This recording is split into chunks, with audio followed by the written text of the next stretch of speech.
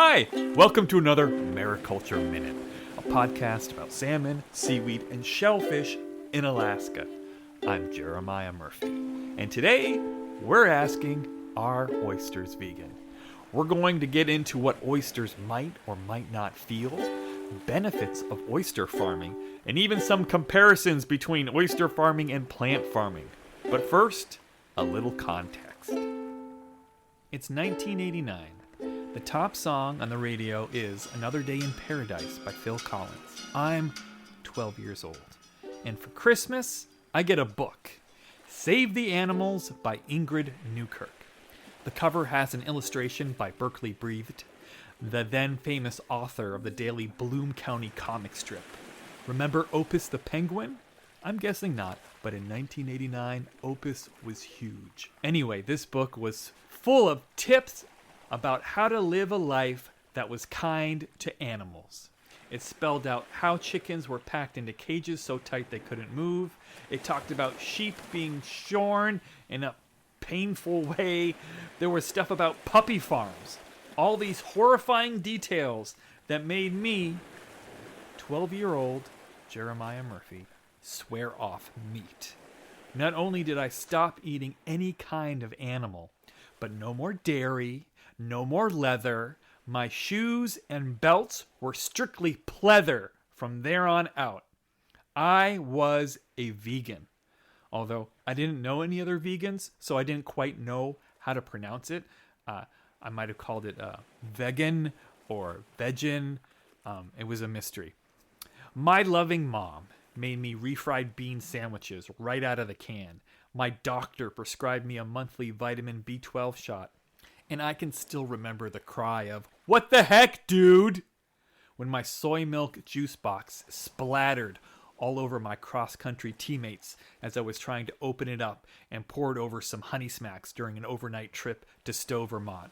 It's beautiful there. If you've never been, I recommend it. The band Traps from The Sound of Music, they had a big house there.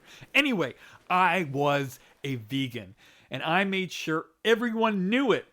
Everybody at school knew what this guy would or wouldn't eat. I wrote a funny op-ed in the school paper. It got the Scholastic Journalism Award. I had a sense of humor about it, but I was committed.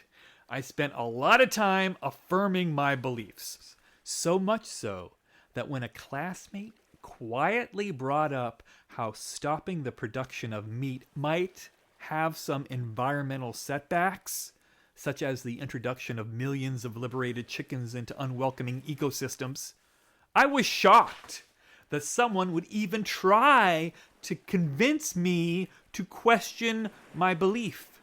I was kind of hurt that someone presented an opposing opinion. Can you imagine living in a world when feelings are hurt, when people have educated disagreements? But during this time, what I ate and what I didn't eat became part of my identity. If someone agreed with me and then ate a hamburger, I admit, I felt a little betrayed. And the fact that nobody I knew really shared my beliefs only made them stronger and my identity more solid. And then one day, I traveled to Honduras, and I couldn't find a veggie burger, and said to myself, maybe selecting what food to eat shouldn't be so stressful. And since then, meat hasn't been that big of a deal to me. I still think animals should be treated better, especially pigs. They're so smart. But I still eat pork. I'll eat anything except maybe octopus. I don't even love meat. It's not like I was in ecstasy having my first hamburger after not eating them for almost a decade, savoring the taste. The only thing I savored was not asking McDonald's to double check what oil they used for the fries. The convenience of meat, the convenience of not having special dietary requirements, that was liberating. But anyway, this is all to say, I get vegans. I respect those kind of choices and the scrutiny that's involved to make sure an ingredient list lines up with a moral commitment. And now that I'm entering this world of mariculture, ocean farming, I was curious what vegans might think of oysters. Because at first, the idea of shellfish farms spiked my vegan spidey sense, and I began to wonder if the oysters were okay. So, grab your soy milk juice boxes, polish up those pleather loafers, and make sure your face cream is free of lanolin, because we're going on an internet safari to see what vegans think of oysters, and it leads to some interesting discussions, and maybe even a couple surprises.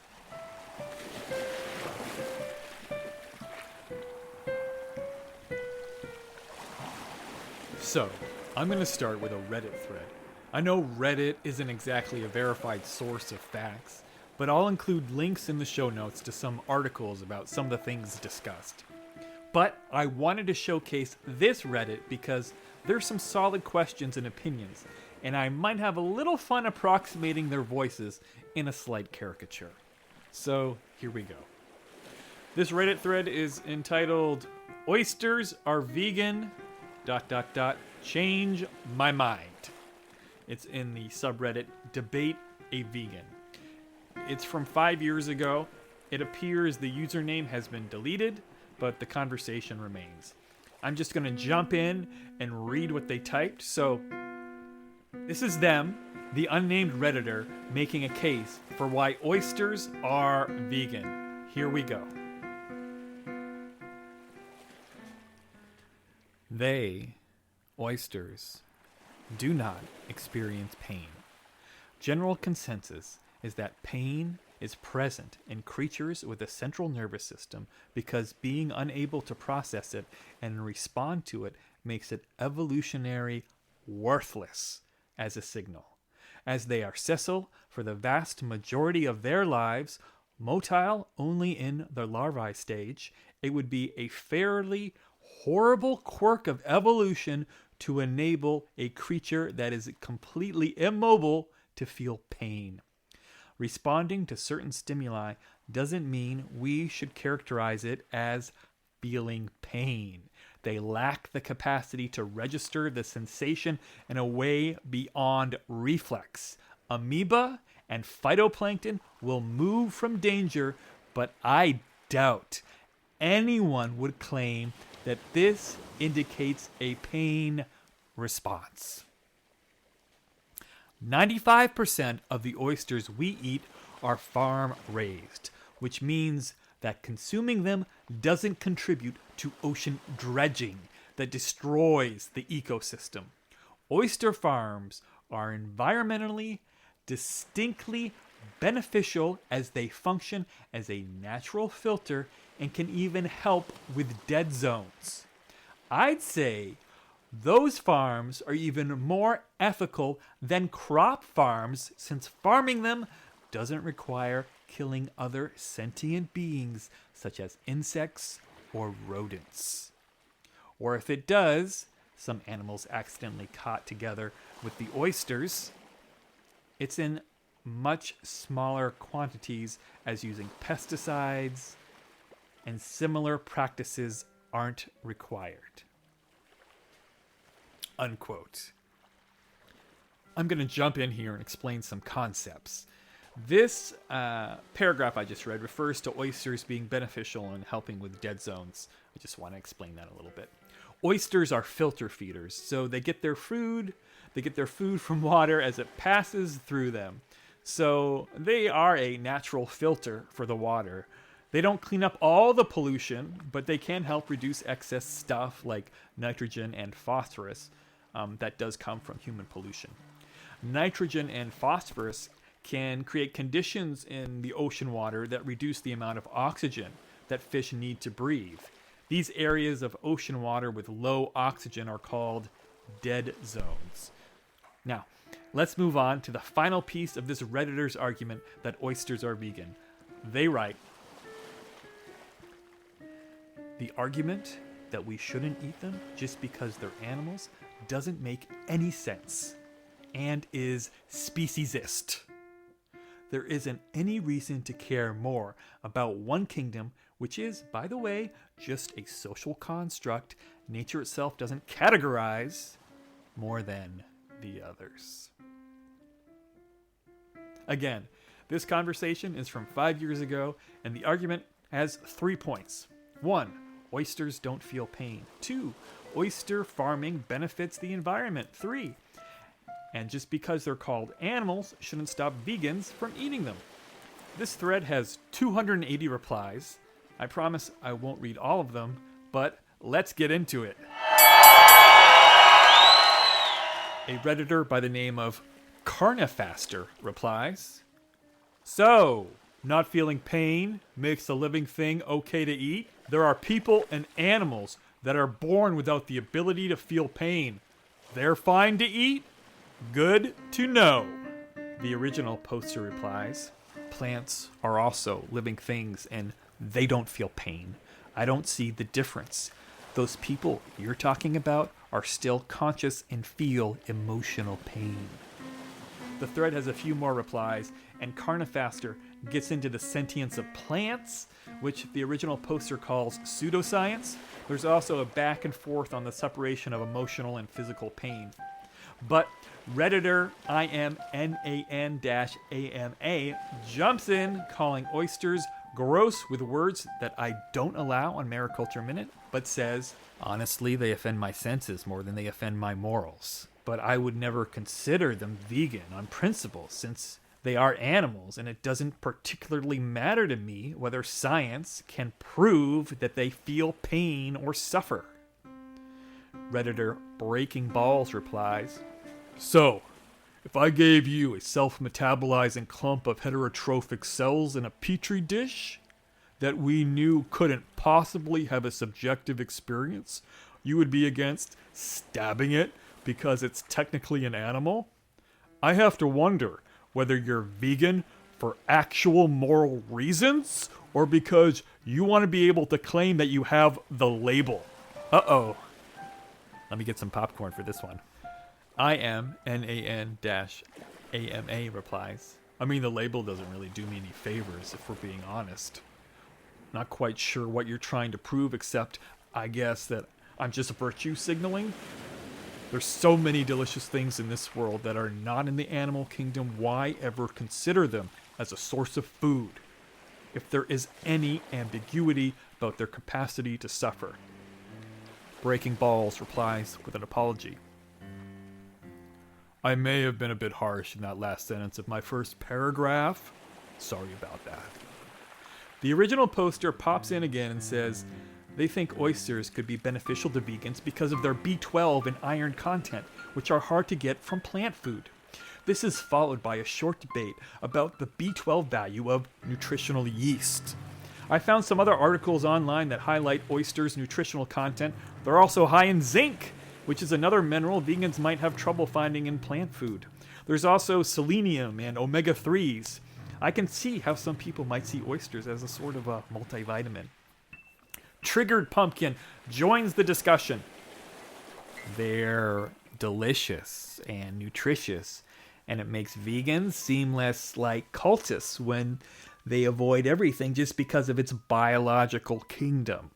Veganism is about avoiding cruelty and suffering. Bivalves aren't sentient, so it's not even possible to be cruel or exploit them. The discussion goes into exploring the idea of sentience, which I define as the ability to enjoy music. Specifically, Phil Collins. Ace Guy 123 takes the stage with a couple paragraphs about nerves acting on their own, then concludes, "This is how an oyster is all the time. There is nothing that makes their operation with a nervous system sentient.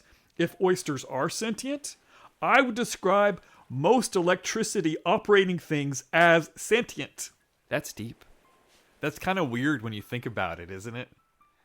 Well, moving on. K1410407, want to make sure to get that name right, joins in and says, "Oysters are sentient because they possess functional organs." And oysters do have organs. Some of them similar to ours. There's a heart, There's gills, stomach, muscle. The original poster replies to this by saying, "Not sure if you've read what I said. They do have organs, but so do plants. They are neither sentient, nor do they have brains."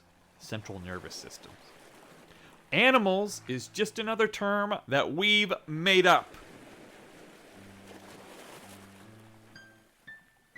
I'm going to skip down a bit. There's some more arguments about what an animal is and isn't, and how that plays into being a vegan. But Redditor Curious Cap writes, Can I ask what your thoughts are on oysters compared to mushrooms/fungi?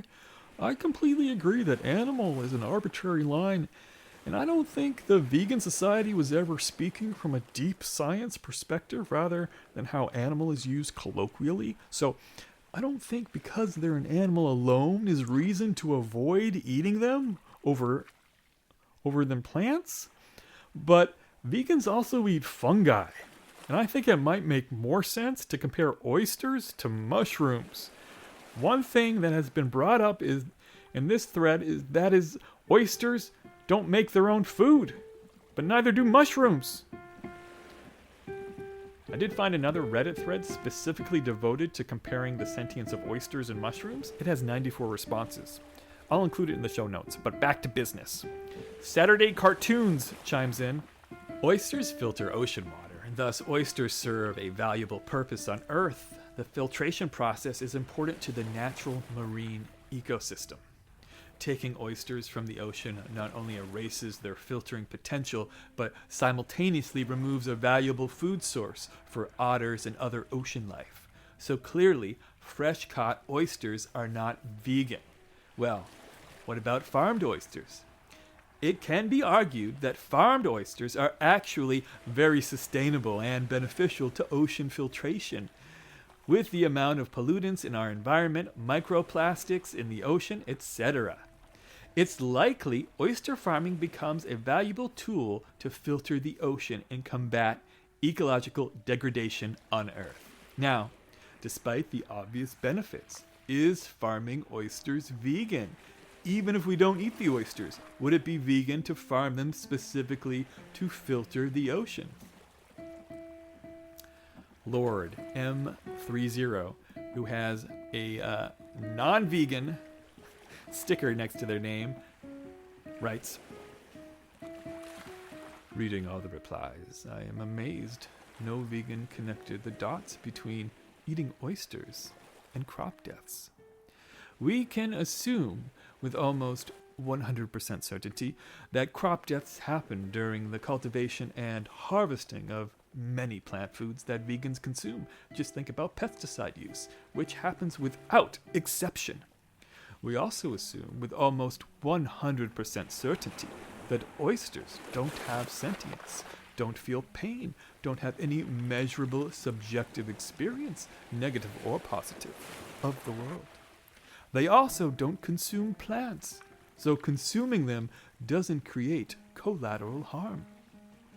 So if someone replaces some of the plant food in their diet that are linked with near certainty to animal harm with oysters, we can state with near certainty that they would reduce the overall harm done to animals via their diets.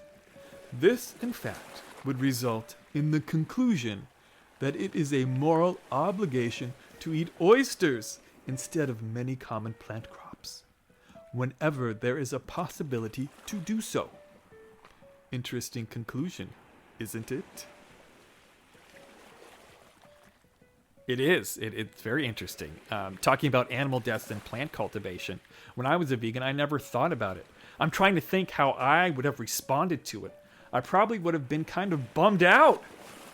But I might think even those deaths of animals in the wild, trying to get food on farms, those deaths might be preferable to deaths in cage-like factory farm conditions.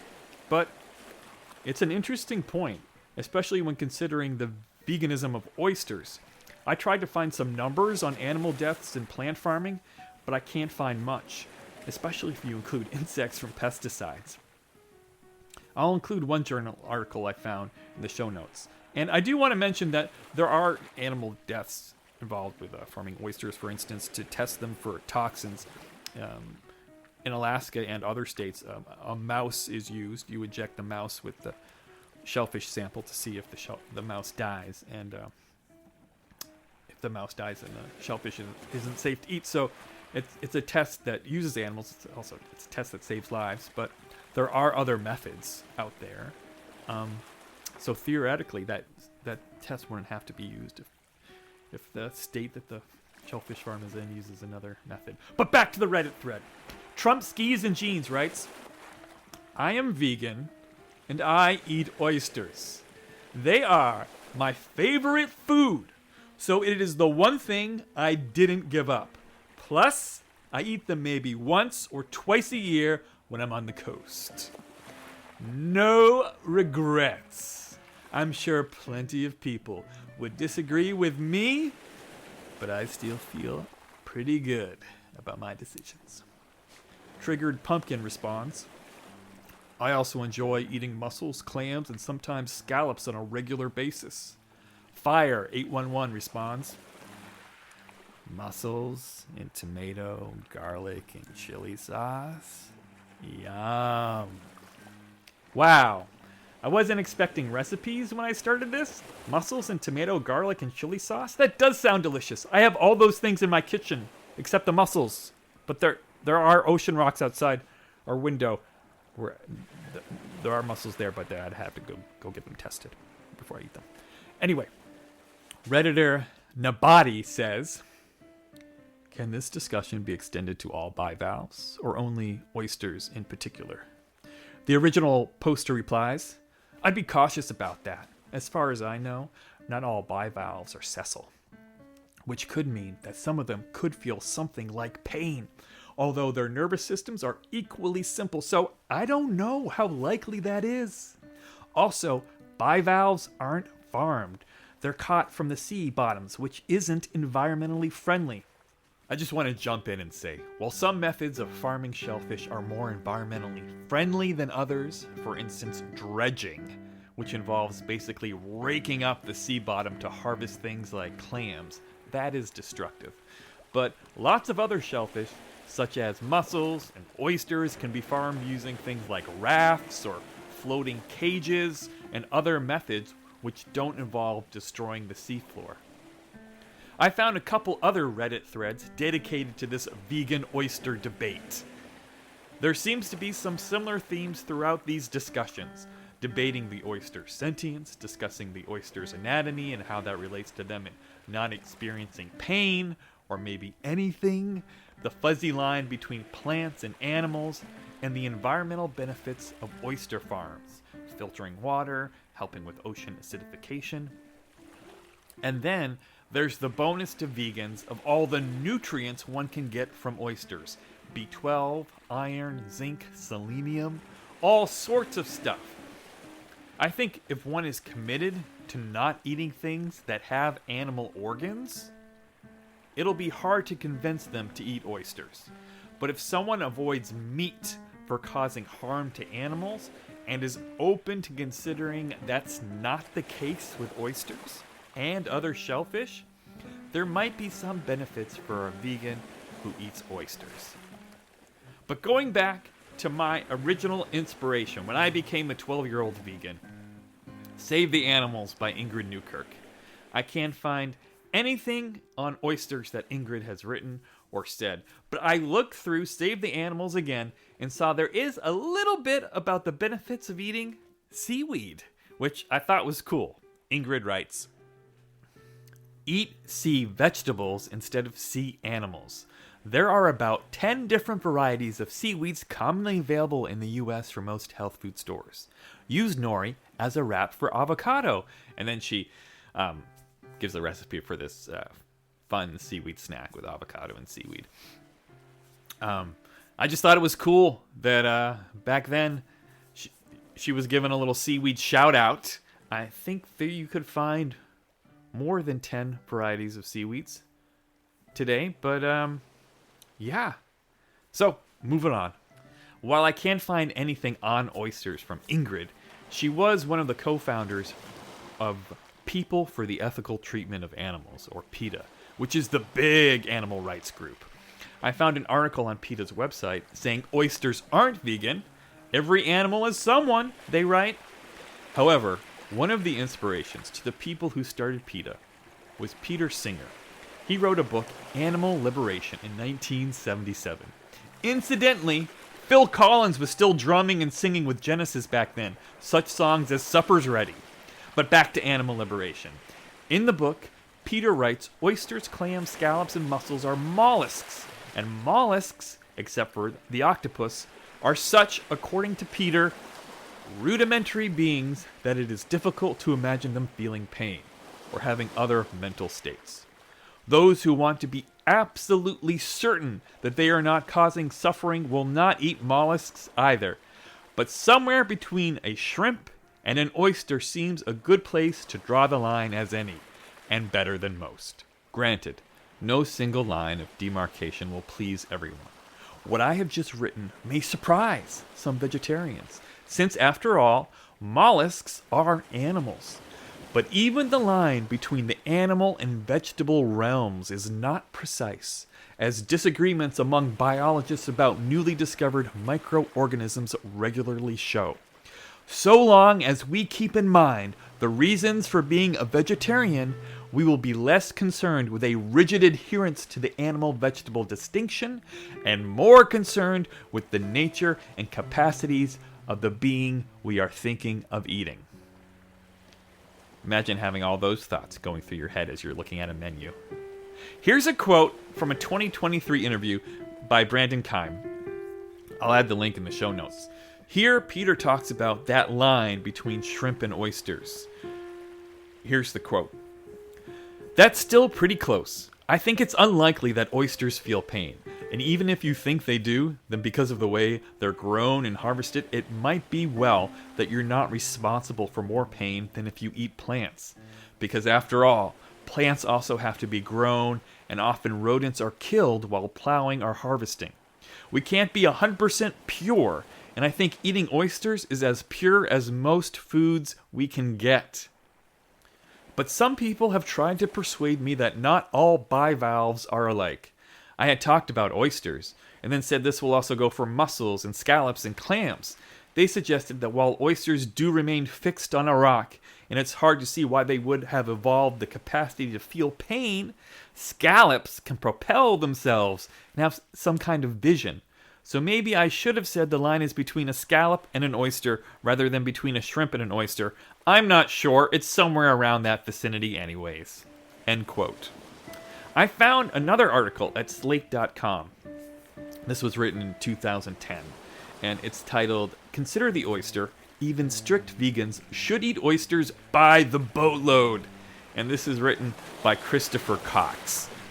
Christopher writes, no forests are cleared for oysters, no fertilizer is needed, and no grain goes to waste to feed them.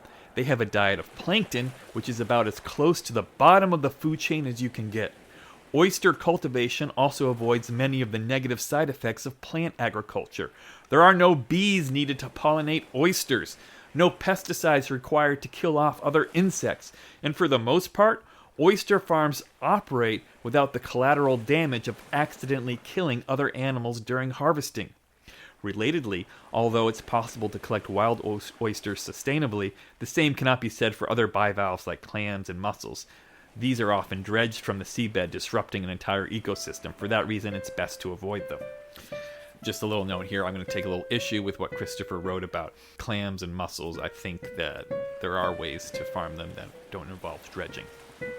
So, some people who don't eat meat eat oysters and some don't. I think this conversation or debate is fascinating. It makes us think about the implications about what we eat and might even introduce people to the benefits of eating and farming oysters. It also teaches us more about oysters, about their anatomy. They have organs, they have nerves, but from what we've read today, they don't have a central nervous system, something that might process pain. And according to Peter Singer, since oysters can't move, they might not experience pain since pain only makes sense if one can move to get away from it. The argument I find fascinating is that more animals may be killed in harvesting vegetables, rodents, and insects. I do have to point out, though, so far this argument doesn't consider mice killed in testing oysters for toxins. If you've listened to my 3-part epic on paralytic shellfish toxin, you might remember Alaska and other states still use the mouse bioassay, where oysters are tested for deadly toxins by injecting a little bit of an oyster smoothie into a live mouse. So mice die in oyster farming in Alaska and other states. This testing has definitely saved human lives, and there are other methods. I also found some legislative documents that says Alaska's supply of these lab mice is unpredictable and a backup test has been approved. So there are a few reasons to move past the mouse bioassay. I'd be curious to find out the actual math on mice killed for shellfish farming as opposed to animals killed on vegetable farming, which the arguments I found online cite both rodents and insects. I assume it would involve a lot of guessing. We've also talked about the benefits of oyster farming and the oyster's ability to filter water and take some of the carbon out of the ocean. There's so much we've talked about in this episode. I still want to know more. I'm already thinking about future episodes about the nutritional value of oysters. Like, what's the deal with selenium? Why is it important? And then there's all sorts of possible episodes about the environmental benefits. And marketing! Is there anyone marketing oysters specifically to vegans? I know in Alaska here, I imagine it must be challenging for a vegan to find food. With all the delicious seafood and hunting, maybe oysters could add something to the Alaskan vegan plate with a little side of kelp and sea lettuce, maybe some locally harvested mushrooms. So if you head over to kelpshow.com, you will find all sorts of links to articles I have for this episode. I chose this topic because I wanted an episode I could just bang out in a couple hours, kind of like a filler. I thought I'd just be reading a Reddit page and be done, but it's taken days. I have a bunch of links from the research I did to follow up. There's links about nutrition, oyster farming benefits. I found a chart that ranks foods by the amount of B12 they contain, articles about oysters feeling pain. There's a couple more Reddit threads, stuff about oyster anatomy. I also made sure to include a couple articles with the argument vegans shouldn't eat oysters. And there's an article about the mouse bioassay, all sorts of stuff. I admit, I've given more attention to the pro-oyster perspective because I found those arguments teach us about oysters, and that's what Mariculture Minute does. I might take all my links and, as an experiment, make one of those quick AI podcasts and release it as like a bonus episode just to see how it compares to mine. I'm curious. I'll make sure to put a big disclaimer on it. But thank you for listening to Mariculture Minute and not some quick AI slop. There's more episodes in the works. I'm still learning how to do this all myself, and I would like to do a couple episodes a week, but maybe once a week is more doable right now. I do have some episodes coming up that deal with kelp. I got an episode on mariculture and politics, and I want to do more episodes about salmon. But if you have any questions or episode ideas, send me a message. You can go to kelpshow.com and leave a comment. A very special thanks to all the Redditors out there. I really enjoyed reading your discussions. And big thank you to Walden Murphy once again for providing the music.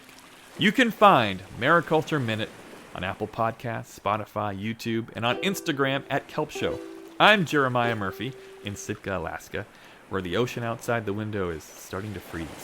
It looks very strange and very flat.